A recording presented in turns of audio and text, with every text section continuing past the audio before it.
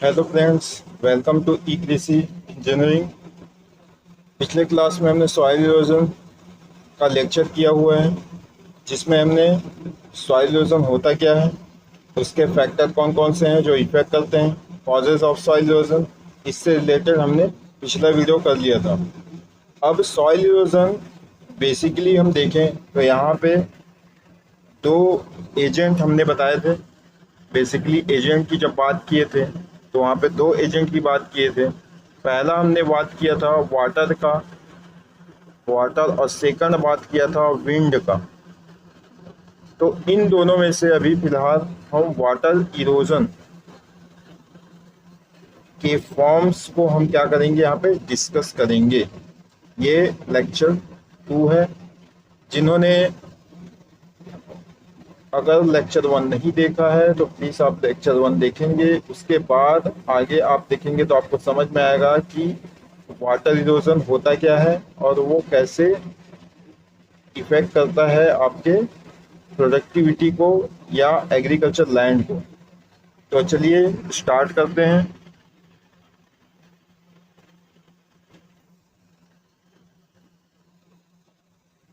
Water water erosion हमने क्या किया था, डिस्कस कर लिया था। अब different forms of water erosion को देखते हैं। तो फॉर्म्स ऑफ वाटर इरोजन क्या क्या दिया हुआ है। बेसिकली 4 टाइप्स के होते हैं, ये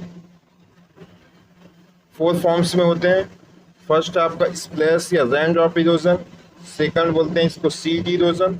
इस सीड इरोजन को ही क्या बोला जाता है, पिछले क्लास में हमने डिस्कस किया था, इंटर व्हील इरोजन। थर्ड जो है आपका व्हील इरोजन है, और फोर्थ क्या है आपका गली इरोजन। तो ये आपके 4 फॉर्म्स है, और इसी सीक्वेंस में आपको एग्जाम में भी लिखना रहता है, क्योंकि ये जो सीक्वेंस है वो इसका प्रोसेस है। पहले क्या होता है, सबसे पहले स्प्लैश इरोजन स्टार्ट होता है, सेकंड सीड इरोजन होता है, थर्ड इसके बाद क्या होता है व्हील इरोजन होता है, और फाइनली ये क्या कर लेता है, गली फॉर्म कर लेता है, जिसको क्या बोला जाता है, गली इरोजन। तो ये क्या है, आपका सीक्वेंस है। आप जब इस सीक्वेंस में लिखते हैं तो आपको एग्जामिनर जो है नंबर अच्छा देता है। तो आगे बढ़ते हैं।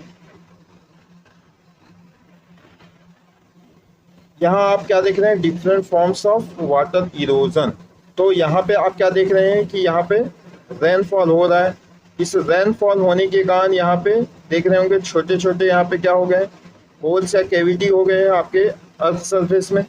ठीक है, यही क्या है आपका स्प्लैश इरोजन है, जहाँ से सॉइल क्या होता है, कुछ मीटर में क्या हो जाता है, बाउंस होके अलग हो जाता है, सॉइल पार्टिकल्स डिटैच होके बाउंस होके दूसरे जगह चले जाता है। इसी को क्या बोला जाता है, स्प्लैश इरोजन। सेकंड हम देखते क्या है, तो यहाँ पे सीड इरोजन को देखते हैं। यहाँ पे आपको दिख रहा होगा कि ये इसका पर्टिकुलर एक डेप्थ था। ये जो दिख रहा है आपको 3D व्यू में, ये आपको 3D व्यू में दिख रहा होगा कि ये पर्टिकुलर एक क्या था, इस लैंड का ये डेप्थ था ये। ठीक है, लेकिन इसका जो सरफेस है, ये जो सरफेस है वो धीरे धीरे क्या होने लगा, इरोड होने लगा। और इरोड होते होते देख रहे हैं ये किस तरीके से इसका जो डेप्थ है, ये इतना जो पोर्शन है वो आप देख पा रहे हैं, ये क्या हो गया, इरोड हो गया। और इरोड होने के बाद ये पूरा का पूरा एक लेयर जो इरोड हुआ, उसी को क्या बोला गया, शीट इरोजन बोला गया। नेक्स्ट हम देखते हैं, शीट इरोजन के बाद जो होता है वो प्रोसेस है आपका, वो है आपका व्हील इरोजन। तो व्हील इरोजन में बेसिकली आप देख रहे हैं, क्या देख रहे हैं, तो यहाँ पे स्मॉल चैनल्स बन जाते हैं जो फिंगर शेप में रहते हैं। ये क्या बनते हैं, मेन स्ट्रीम में जाके, एक मेन स्ट्रीम में जाके मिलने लगते हैं। लेकिन इस मेन स्ट्रीम का भी जो विड्थ और डेप्थ है वो बहुत कम होता है। तो इस तरीके से हम क्या देखते हैं, पूरे के पूरे फील्ड में हम जब देखते हैं तो वहाँ पे छोटे छोटे यहाँ पे स्मॉल चैनल्स बन जाते हैं, स्मॉल चैनल्स बन जाते हैं वाटर इरोजन के कारण। और इसी को क्या बोला गया है, रिल फॉर्म कर लेता है, यही है रिल इरोजन।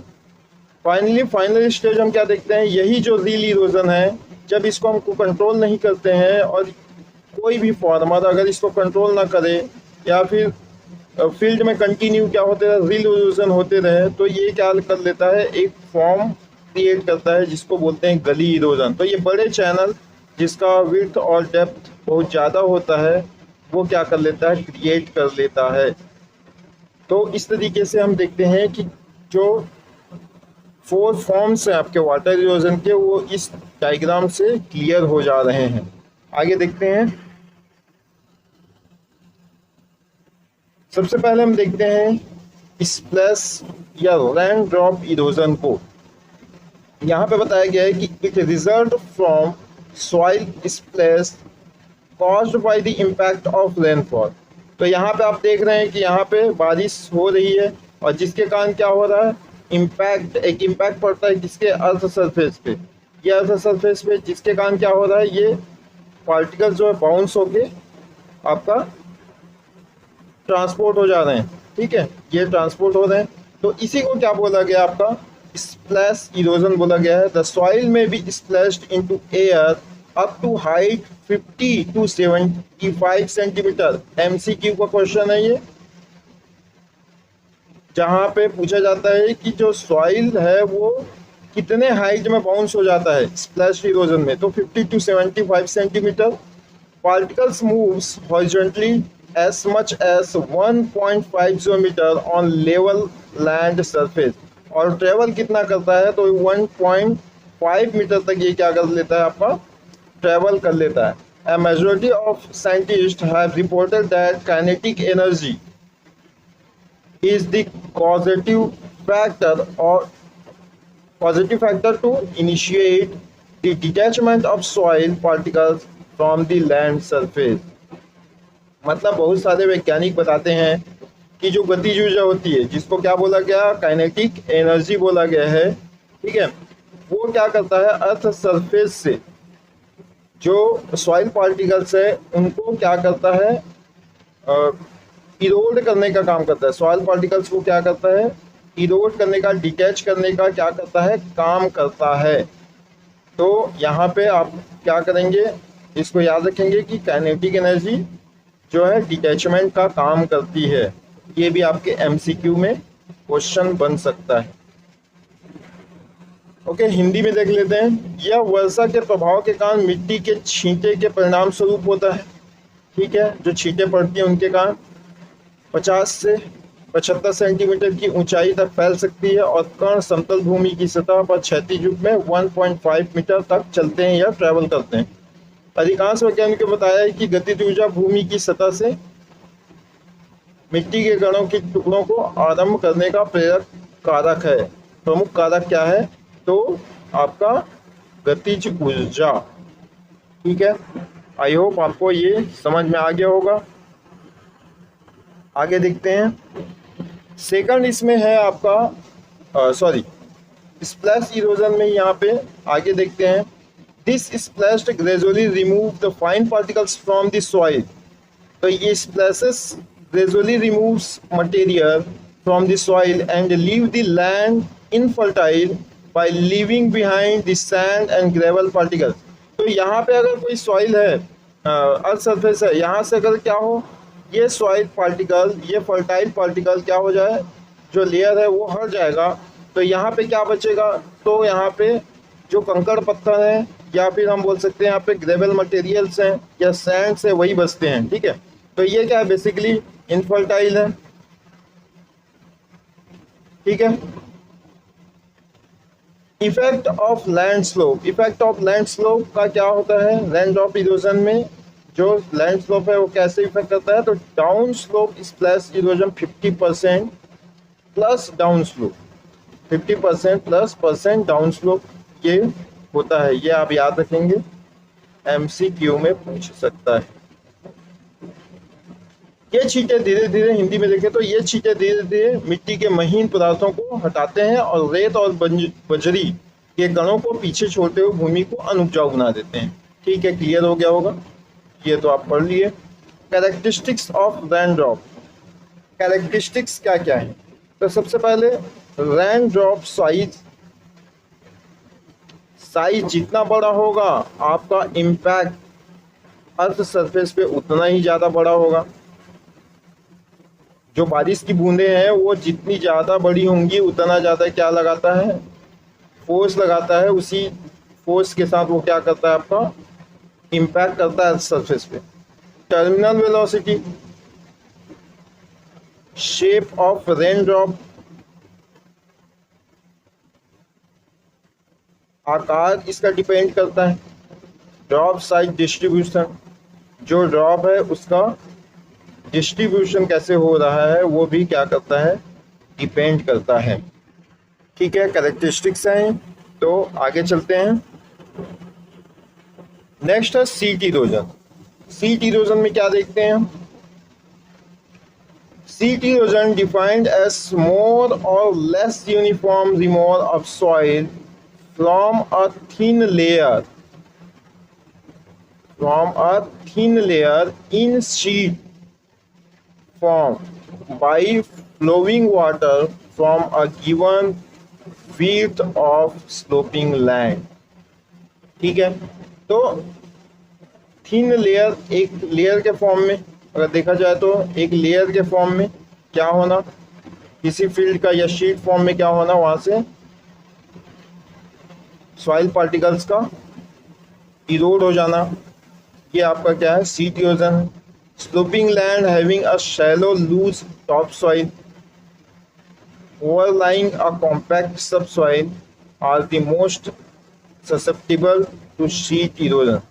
मतलब स्लोपिंग लैंड में अगर क्या हो, लूज टॉप सॉइल, उसका टॉप सॉइल क्या हो, लूज हो। ठीक है, तो बेसिकली क्या देखने को मिलता है, वहां पे ज़्यादा से ज़्यादा सीट इरोजन हमको देखने को मिलता है। Detected by the muddy colour of the run of from the field. आप देखे होंगे कई बार कि खेतों से जब पानी निकलता है और वहाँ पे ये कोई फील्ड है, यहाँ से जब पानी हम निकालते हैं या बहुत सारे खेतों से पानी होके आते रहता है, तो यहाँ पे क्या दिखता है हमको, मडी कलर में दिखता है, मटमैले कलर में। तो मटमैले कलर का कारण क्या है कि वहाँ से शीट इरोजन हो रहा है, वहाँ से जो सॉइल पार्टिकल्स हैं वो उसमें क्या हो गए हैं, वाटर के साथ डिसॉल्व हो गए हैं और वो क्या करते हैं, उस फील्ड से निकल जाते हैं। और ये जो सॉइल पार्टिकल्स निकल रहे हैं ये क्या आपके fertile soil. Okay, then the sheet erosion proceeds at very slow rate. As a result the notice of this type of soil erosion to a farmer become very difficult. ठीक है, तो farmer हमारे किसानों की गलती है नहीं, बट बेसिकली अगर देखा जाए तो यहाँ पे जो फार्मर्स हैं उनको पता ही नहीं चलता कि उनके फील्ड में यहाँ पे सीट इरोजन हो रहा है। अब यहाँ पे एक चीज़ समझने वाली है कि यहाँ पे अगर हम देखें फार्मर्स को, तो फार्मर्स के पास क्या है, सॉइल आपका टेस्टिंग के लिए एक ऑप्शन है। अब फार्मर्स क्या करते हैं, सॉइल टेस्ट करवाते हैं। सॉइल टेस्ट कराने के बाद उनको पता चलता है कि एनपीके की क्वांटिटी क्या है, यहाँ पे कम है। तो फार्मर्स क्या करेंगे, ये एनपीके की क्वांटिटी अगर कम है तो वो क्या करते हैं, जो मार्केट में अवेलेबल है, मार्केट में जो भी अवेलेबल है नाइट्रोजन, फास्फोरस और पोटेशियम, उसका जो फर्टिलाइजर है उसको क्या करते हैं, ये लाके यूज़ करते हैं। अब इस फील्ड में जहाँ से क्या हो गया है, पूरा का पूरा आपका फर्टाइल सॉइल जो अपर लेयर निकल चुका है, उसको एनपीके के साथ आप लोकल तो नहीं कह सकते, लेकिन यहाँ पे देखा जाए तो टेम्पररी तरीके से आप क्या कर रहे हैं, फुलफिल कर रहे हैं। लेकिन अभी भी आपका टॉप सॉइल क्या नहीं हो रहा है, जनरेट नहीं हुआ है।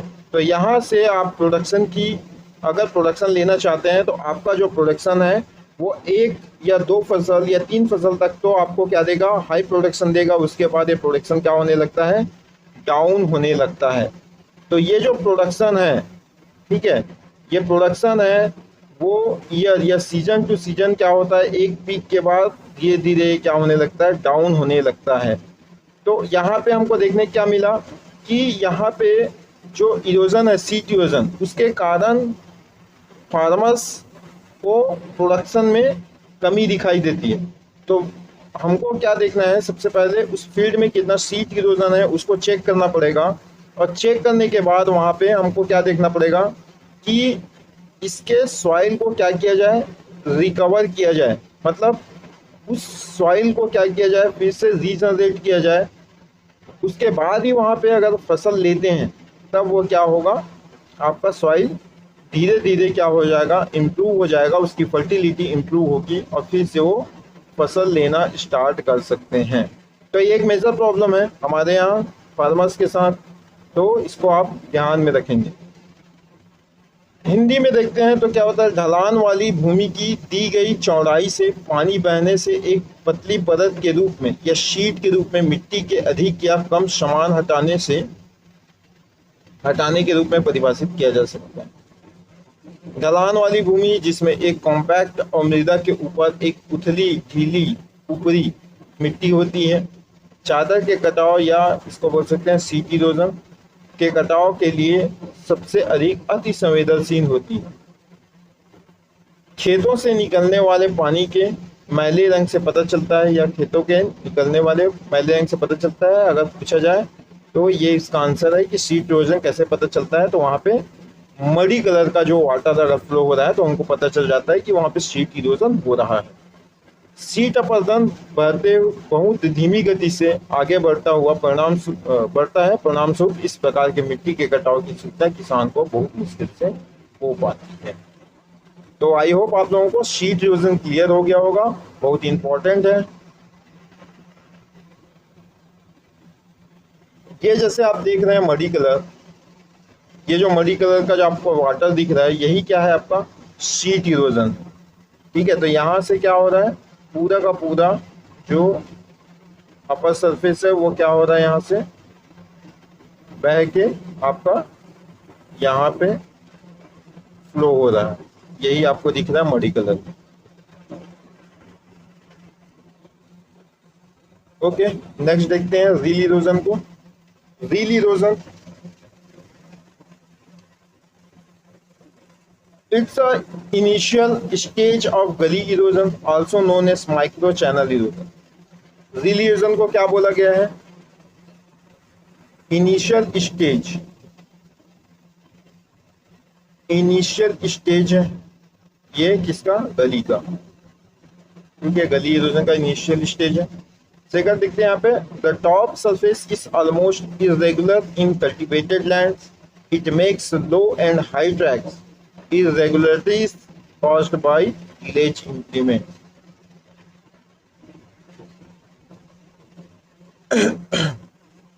जहां भी टॉप सरफेस क्या हो, इरेगुलर हो, वहां पे क्या देखने को मिलता है, जहां पे क्या हो जाए, बन जाए लो और हाई ट्रैक्स बन जाए, वहां पे irregularities caused by tillage implements के कारण क्या हो, इरेगुलर शेप में आपका क्या दिखे, आपका टॉप सरफेस दिखने लगे, तो वहां पे आपको क्या होता है, ये रील इरोजन होता है।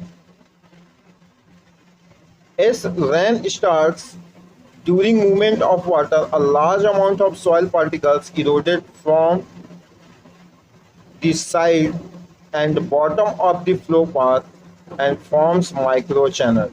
जैसे कि मैंने पिछले आपके स्लाइड में बताया था कि ये क्या करता है, स्मॉल चैनल्स बना लेता है, ये जो है स्मॉल चैनल्स बना लेता है।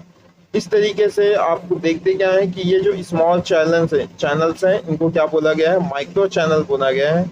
और ये किस शेप में होते हैं, तो फिंगर के शेप में होते हैं, फिंगर शेप में आपका होता है ये पूरा का पूरा क्या, channels.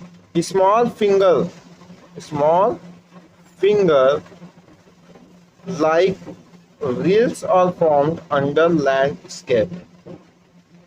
Reels are smoothened by working of small implement, ये important है। Reels will increase not only in number but also in shape and size। देखो ये नंबर ऑफ चैनल्स यहाँ पे बने होते हैं, स्मॉल चैनल्स बने होते हैं, माइक्रो चैनल्स बने होते हैं, लेकिन सिर्फ और सिर्फ इसमें क्या हो, इसी में नहीं बढ़ता, ये धीरे धीरे क्या करता है, इसका जो साइज है वो भी क्या होने लगता है, बढ़ने लगता है। ये जो चैनल्स है ना, ये भी क्या होता है, इसका डेप्थ और विड्थ क्या होने लगता है, बढ़ने लगता है टाइम के अकॉर्डिंग। अगर देखा जाए तो इस तरीके से ये क्या होता है, आपका बढ़ जाएगा और ये गली फॉर्म कर देता है। This gets wider and deeper.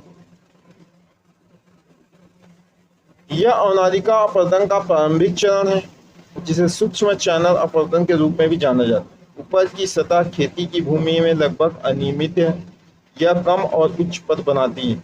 जुताई के औजारों के कारण अनियमितताएं होती हैं।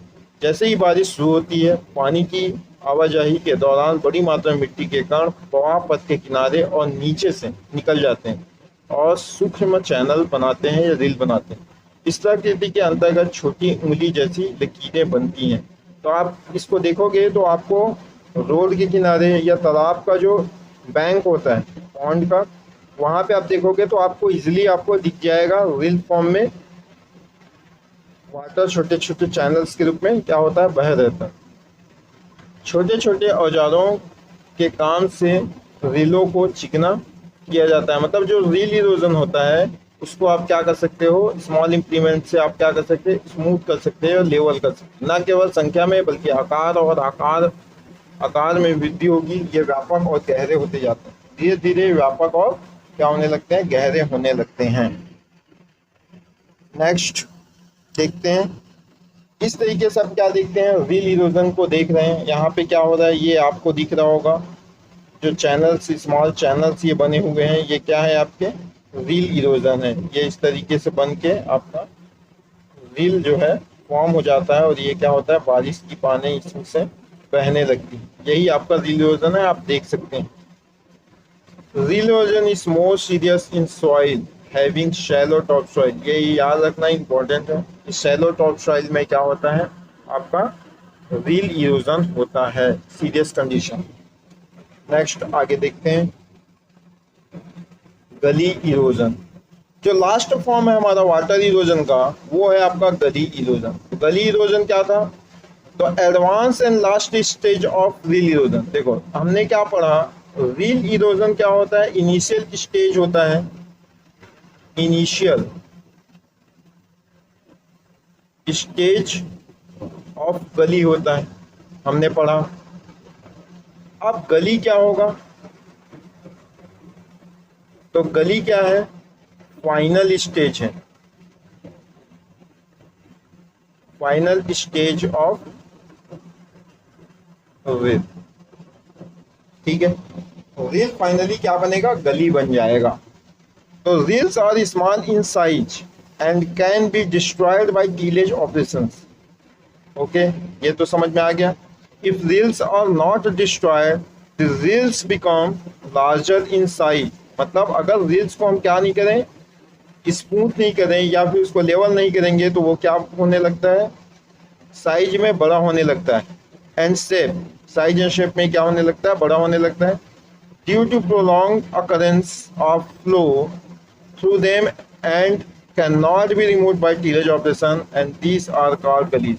अब ये धीरे धीरे क्या होने लगेगा, जब हम इसको कंट्रोल नहीं करते हैं तो ये धीरे धीरे क्या होने लगता है, गली का रूप ले लेता है, बड़े आकार में बन जाता है, जिसको क्या बोला गया, गली बोला गया है। गलीज अनलेस स्टॉप्ड और controlled in the reel stage will get depend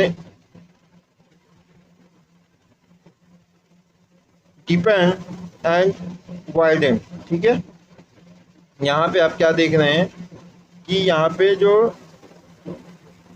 depend है, मतलब गहराई जो है वो बढ़ जाता है, इसकी चौड़ाई भी क्या हो जाती है, बढ़ जाती है। High intensity of flow of run of increase the गली डायमेंशन। जितना ज़्यादा फ्लो होगा, रन ऑफ होगा, वो उतना ही वाइडर क्या करेगा, गली को बनाएगा और उसके डेप्थ को भी क्या करेगा, इंक्रीज करेगा। ये जैसे गली है तो इसको जो विड्थ है वो भी इंक्रीज करेगा और इसके क्या करेगा, ये डेप्थ को भी इंक्रीज करते जाएगा। Large gullies and their network are called as ravines. Ravines एक अलग टाइप का है, इसका अलग सब्जेक्ट है। तो रेविन्स के बारे में आप जब पढ़ेंगे, हालांकि आपके सिलेबस में है नहीं रेविन कंट्रोल, तो रेविन क्या होता है वो जनरली हम थोड़ा सा इंट्रोडक्शन जान लेते हैं, कुछ पूछ दिया तो तो यहाँ पे क्या देखते हैं, रेविन्स जो होता है वो आपका लार्ज गली एंड देयर नेटवर्क होता है। जो इसके बड़े जो गली होते हैं और उसका पूरा नेटवर्क क्या कहलाता है, रेविन्स कहलाता है। आगे देखेंगे रेविन्स क्या होता है, उससे रिलेटेड जानकारी आगे होंगे। ओके, नेक्स्ट देखते हैं। तो गली इरोजन आपको दिख रहा होगा, ये पूरा का पूरा आपको दिख रहा होगा। इसकी गहराई धीरे धीरे क्या हो गई, बढ़ गई और इस तरीके से गली फॉर्म कर लेता है। ये आपका विड्थ है और ये इसका क्या है, डेप्थ है, डी। ठीक है, तो इस तरीके से क्या होता है, बड़ा जब शेप और साइज में क्या हो जाता है, जो चैनल है वो बन जाता है, तो इसको गली बोला जाता है। यही गली erosion. The rate of the gully erosion mainly depend on the runoff characteristics of the watershed, namely watershed area, soil characteristics, etc. मतलब कोई भी watershed होगा वहाँ ये क्या करता है, ये डिपेंड करता है, गली इरोजन किस पे डिपेंड करता है, तो watershed area and soil characteristics। Okay, I hope आपको ये समझ में आ गया होगा। तो आज के क्लास में यहाँ तक था। ये जो गली है और फॉर्म्स ऑफ वाटर इरोजन हमने क्या किया है, कंप्लीट किया है। तो ये जो सीरीज है वो कंटिन्यू अभी चलते रहेगा वाटर इरोजन का। इसके बाद हम क्या पढ़ेंगे, तो हम देखेंगे कि आपको गली इरोजन क्या होता है और इससे रिलेटेड आपके जो मेजर्स हैं, कंट्रोल मेजर्स, कंट्रोल मेजर हैं, वो कौन कौन से हैं वो हम देख लेंगे। तो टाइप्स ऑफ गली और ये सब क्या करेंगे नेक्स्ट क्लास में हम डिस्कस करेंगे।